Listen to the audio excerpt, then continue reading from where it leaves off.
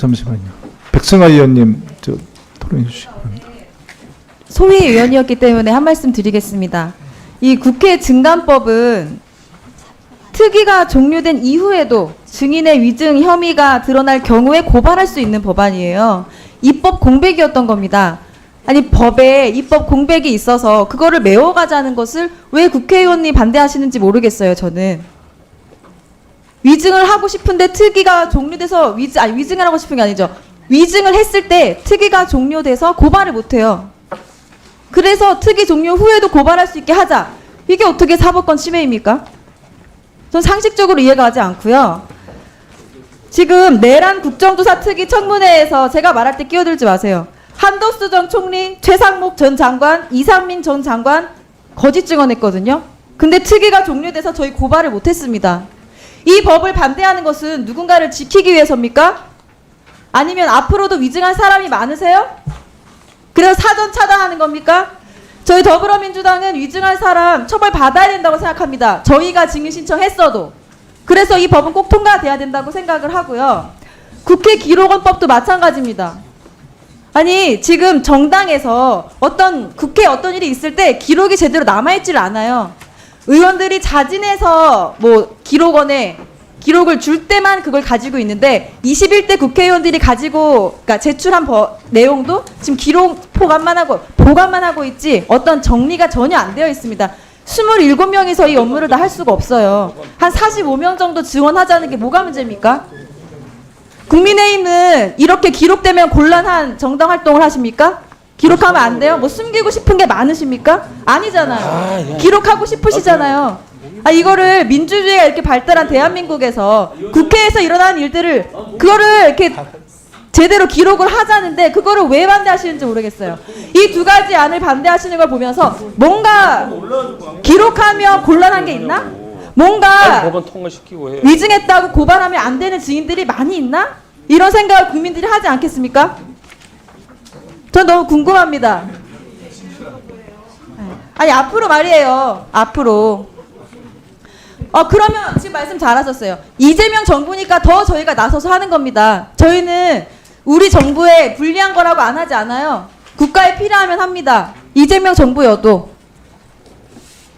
아니 이전에 한덕수, 최상목, 이상민 보호하려고 반대하시는 거 아니지 않습니까? 계속 반대하시면 저는 그렇게밖에 생각이 안 되네요. 예, 보호 안 하면 통과시켜야죠. 국민들이 납득하시겠습니까? 입법 공백을 메우겠다는 거를 반대하는 지금 근거가 너무 부족하잖아요. 지금 상권 분립을 자꾸 침해한다 이렇게 말씀하시는데요. 4년 전에 자유한국당 시절에 대법원장이 왜 이렇게 인사를 하냐면서 국회의원 전신 의원들은 대법원 막 침범했어요. 들어가 농성을 했어요 거의. 그 정도 돼야 사법권 침해하는 거지. 무슨 국회 증감법 있다고 사법권 침해한다고. 자, 발언 맞춰 주십시오. 네. 허영 의원님 발언해 주시기 바랍니다. 네, 저도 어저께 소위에 참석을 했습니다. 논의를 치열하게 했습니다. 국민의힘 소위 의원들은 반대 의견을 충분히 말씀을 하셨습니다. 그러면 끝까지 남아서 법안에 대한 의사결정을 해야 되는데 한 분은 안 들어오셨고 또 두 분은 진행하다가 그냥 나가셨습니다. 표결 전에. 반대 의견을 가지고 있으면 반대 표결을 하시면 되는 겁니다. 나가놓고 그것을 강행 처리했고 이렇게 비판하는 것은 문제가 있다고 생각을 합니다.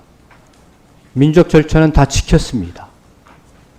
그렇기 때문에 그런 주장을 하지 않으셨으면 좋겠다는 생각이 들고 최수진 의원께서 국회의원 300명을 사적기관처럼 얘기를 하셨어요. 개인처럼. 그래서 공공기관이 아니다 이렇게 얘기를 하셨습니다. 어떻게 국회의원이 공공기관이 아닙니까? 한 명 한 명이 다 헌법기관 아닙니까? 그분들이 생산하는 의정활동의 기록은 개인 것이 아닙니다. 국민의 세금을 받아서 활동하는 사람이 당연히 그것은 국민들에게 돌아가고 그 기록을 통해서 수많은 연구와 또 민주주의 발전에 기여하는 모든 활동에 쓰여져야 되는 것입니다. 이것을 마치 요청에 의하거나 기증에 의하거나 그리고 의무적으로 해야 될 본인의 의무를 내팽개치면서 개인으로서의 그런 어떤 것들을 침해한다라고 얘기를 하시는 것은 심각한 국회의원으로서의 자기 모순이 아닌가 이런 생각이 우선적으로 듭니다. 그리고 증언 감정에 관한 법률은 국회가 입법 미비로 특위의 활동 기간이 종료되었을 때 고발 주체가 없기 때문에 국회에 와서 청문회 와서 위증한 사람들에게 처벌할 수 없기 때문에 그 입법 공백과 절차적 공백을 막기 위한 법입니다. 그렇기 때문에 위헌이 아닙니다. 국회의 권위와 국민의 대표기관으로서의 역할을 더욱더 충실히 보장하기 위한 것이 증언감정법입니다. 이 부분들이 일부 전임 정권에 있어서의 거짓말을 해왔던 사람을 향한다고 해가지고 우리가 그것을 거부하고 해야 된다고 한다면 국회 자체의 권능과 역할과 국민의 대표기관, 헌법기관으로서의 위상과 역할들을 스스로 포기하는 거나 마찬가지입니다.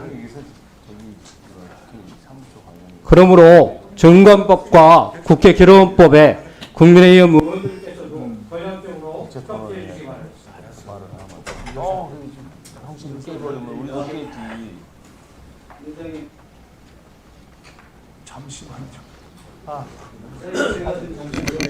먼저 신청하셨거든요. 그러니까 우리 곽규택 존경하는 곽규택 의원님 발언해 주시기 바랍니다.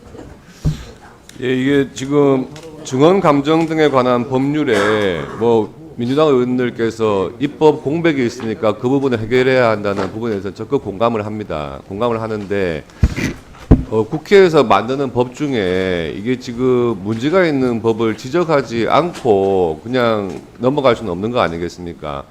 여기 부칙 2조를 보시면 저는 어제 소위에서도 말씀드렸지만 지금 이 증언 감정 등에 관한 법률에서 가장 문제가 되는 게 이 부칙 2조입니다.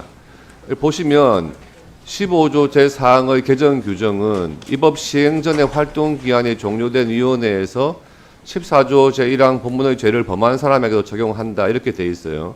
이게 지금 이 법이 개정된 이후에만 적용되는 것이 아니고 과거에 있었던 일에 다 소급한다는 그런 규정 아니겠습니까?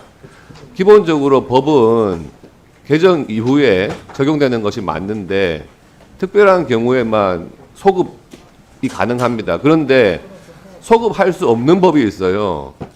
형벌에 관한 것, 형사처벌에 관한 규정, 형사 절차에 관한 규정은 소급 입법이 헌법상으로 금지가 되어 있습니다.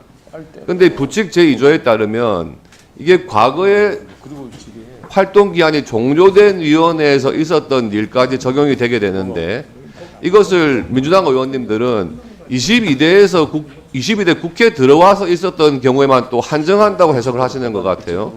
어느 조항, 어느 규정에 그렇게 해석할 수 있는 여지가 있죠. 이거를 적용한다 그러면 위증죄의 지금 시효가 남아있는 21대 국회까지도 당연히 이 규정이 적용될 수가 있는 겁니다. 소급을 한다고 지금 규정을 해놓은 거 아닙니까? 헌법상의 형벌 불소급의 원칙에 이렇게 정면으로 반하는 규정을 부칙에 넣어둔 법을 국회에서 통과시킨다는 것에서는 도저히 찬성할 수가 없습니다. 그 문제점을 말씀을 드리고 지금 안건들이 막 여러 개가 섞여 있어가지고 이게 좀 쟁점이 흐려지는데 국회 기록원법도 그렇습니다.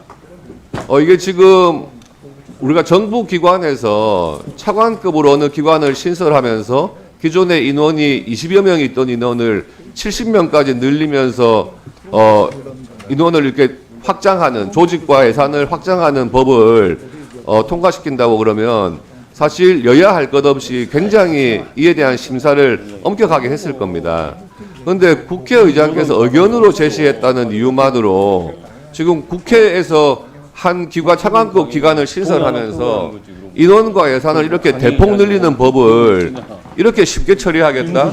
이것은 원래 지금 국회가 갖는 기능에 정면으로 반하는 것 아니겠습니까? 이 두 부분에 대해서 지적을 하고 있습니다. 하는 것입니다. 이상입니다. 끝나면 끝이야. 아니,